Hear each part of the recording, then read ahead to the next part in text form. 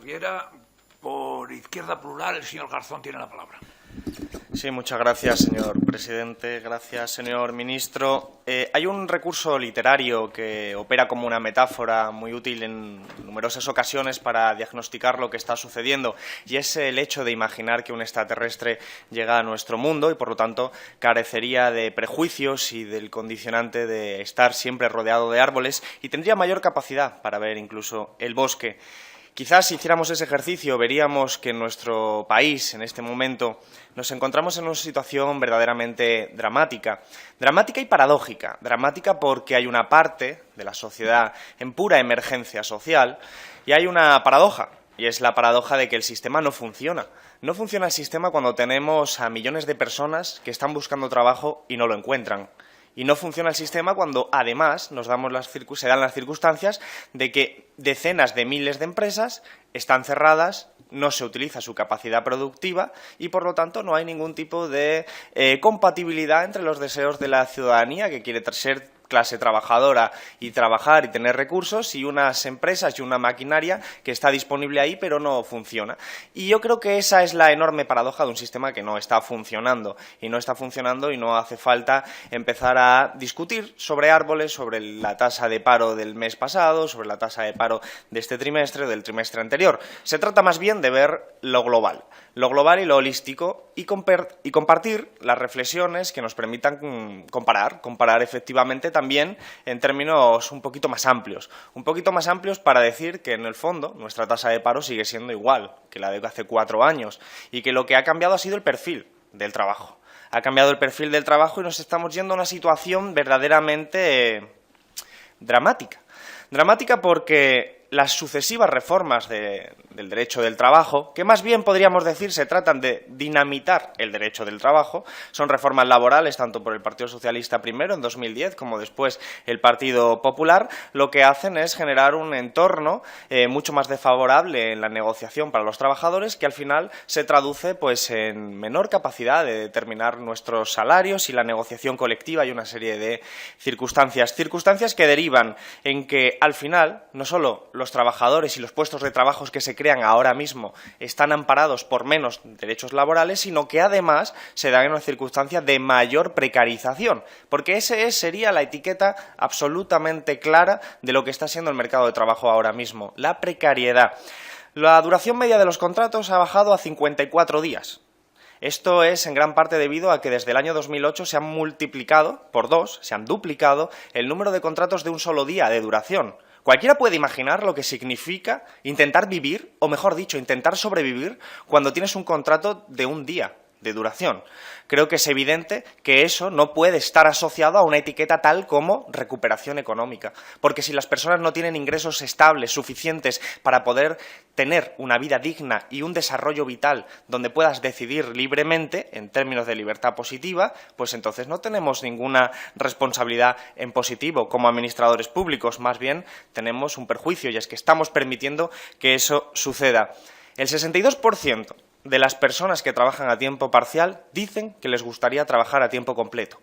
Esto nos está manifestando que la gente que trabaja a tiempo parcial por lo general no lo hace porque prefiere esa fórmula, lo hace porque no les queda otra fórmula, lo que significa que el sistema está caminando hacia la precarización absoluta, hacia contratos temporales, pero también contratos parciales, ya no solo de un día de duración, sino de unas cuantas horas al día que ni siquiera te permiten llegar a fin de mes.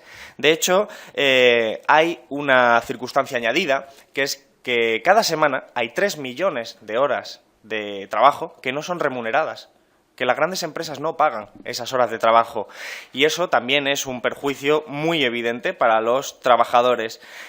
Trabajadores que, como decíamos, están en unas peores condiciones. De hecho, hay ya más de 2 millones de personas que son trabajadores pobres, es decir, personas que oficialmente las estadísticas de las que este gobierno viene favoreciéndose, diciendo que es parte de la recuperación económica, esos indicadores, ese número en las estadísticas, pues resulta que 2 millones de esas personas que aparecen en el lado del trabajo, y no de los desempleados, sino en el lado del trabajo, de los trabajadores, son trabajadores pobres. Porque son personas que tienen un contrato, efectivamente, que formalmente tienen un contrato, que tienen una conexión jurídica con un empleador, pero que resulta que eso no les garantiza en absoluto vivir. ni sobrevivir y que tienen que incluso sumar otra serie de contratos.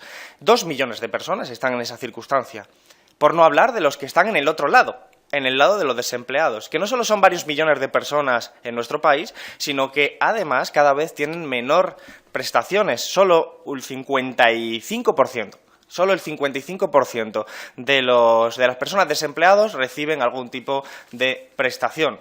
Estamos diciendo que el resto no tiene nada. Claro, eso es compatible con el escenario de más de medio millón de personas, de hogares, perdón, que son 700.000 hogares, 700.000 hogares que no tienen ningún tipo de ingreso. Eso sería otra foto de nuestra situación. Y eso tiene que ver con la economía. ¿Y cuál es la solución económica, de teoría económica que propone este Gobierno? Más de lo mismo, porque lo cierto es que la estructura productiva, que es lo que permitiría generar una riqueza suficiente para distribuirla de forma equitativa en función de principios normativos, de valores y de esos principios, no ha cambiado. La estructura productiva no ha cambiado. La mayor parte del empleo se está generando en los mismos sectores que dependía antes nuestra economía, una economía caracterizada por el bajo valor añadido. Un bajo valor añadido en sectores que implica que al final no tienes capacidad de tener salarios altos. Si la diferencia entre Alemania y España no es que los españoles y los mediterráneos seamos vagos y los alemanes sean gente trabajadora y disciplinada, que probablemente lo sean, pero es que nosotros también. La diferencia fundamental es la productividad. Y la productividad tiene que ver con la estructura productiva, que si en Alemania hay industria por encima del 20% del Producto Interior Bruto y que esa industria genera productos de valor añadido muy alto, de alta tecnología, se pueden permitir el lujo, voy a decirlo entre comillas, de tener salarios altos.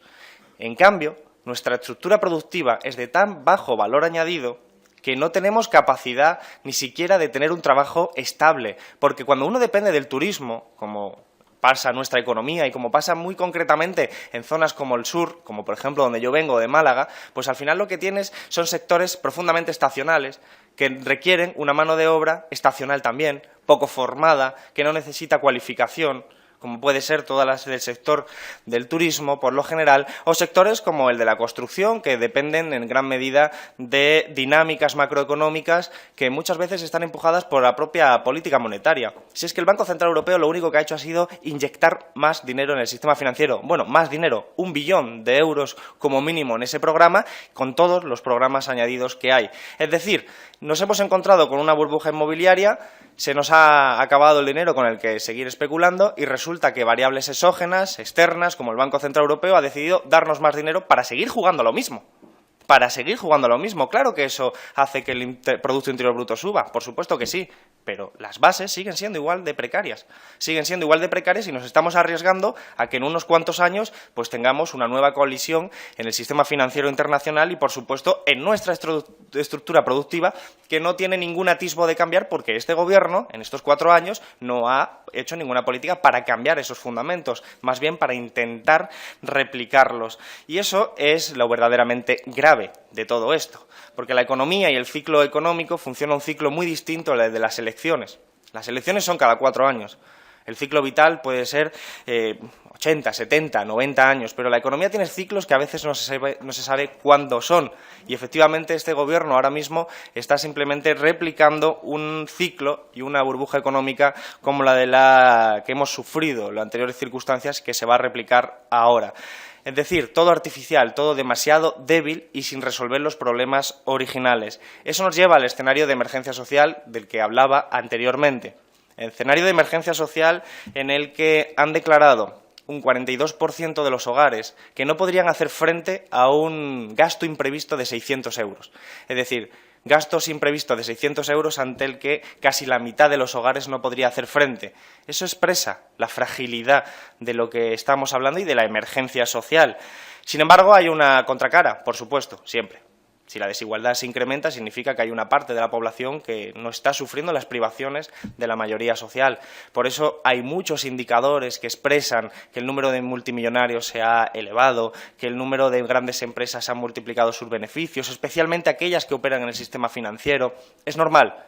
Yo no voy a hacer una valoración normativa de todo esto. Solo estoy diciendo que si no se resuelve la estructura productiva, si no se resuelven los fundamentos de nuestra economía y no se está haciendo absolutamente nada por resolverlo, en realidad lo único que se está haciendo es generar una situación de crisis permanente para la mayoría social.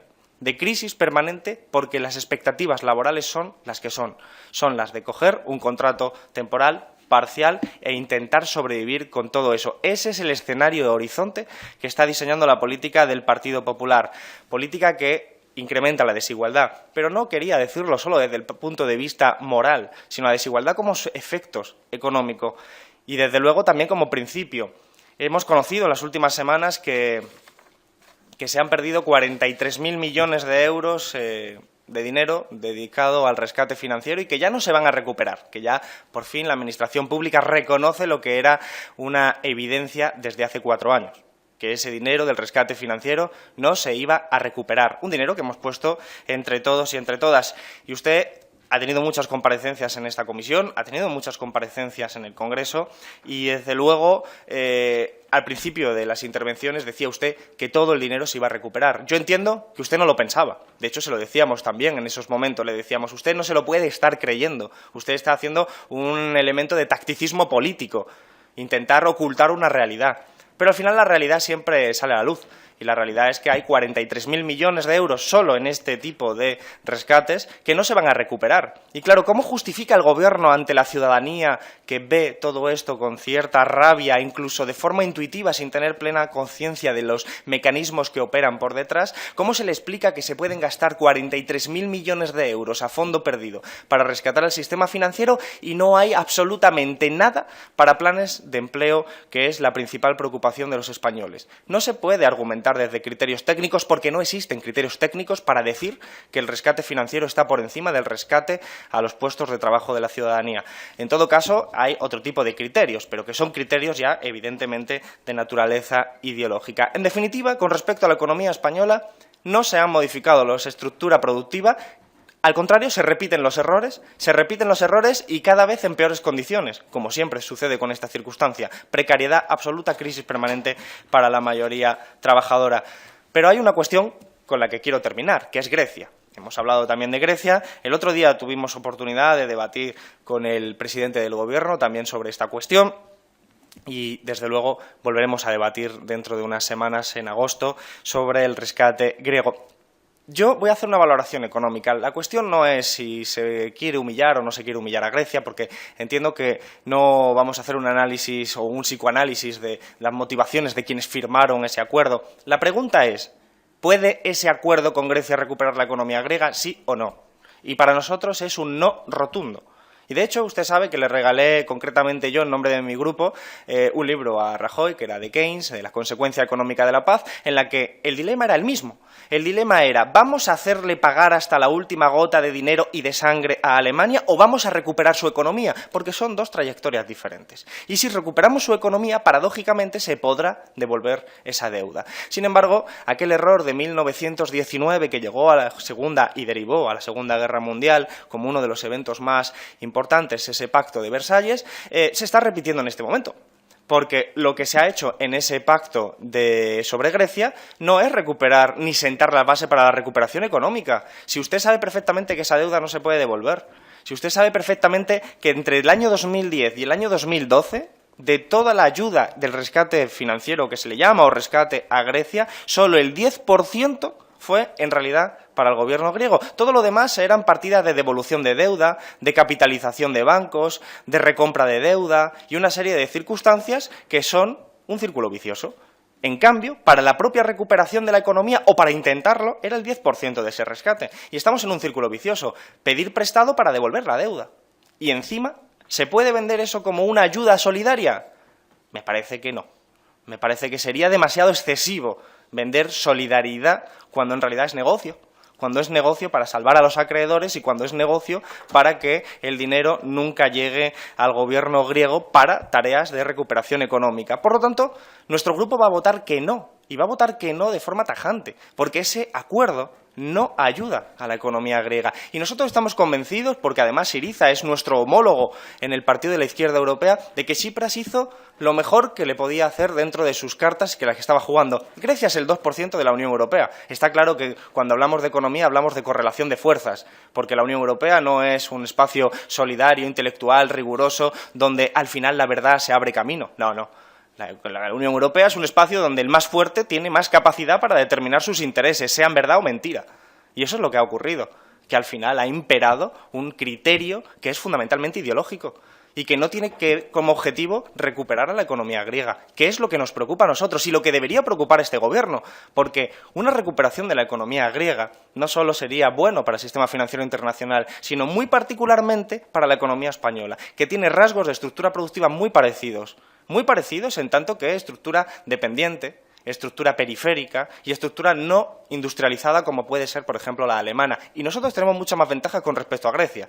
La parte de productos de alto valor añadido que exporta Grecia es el 4%.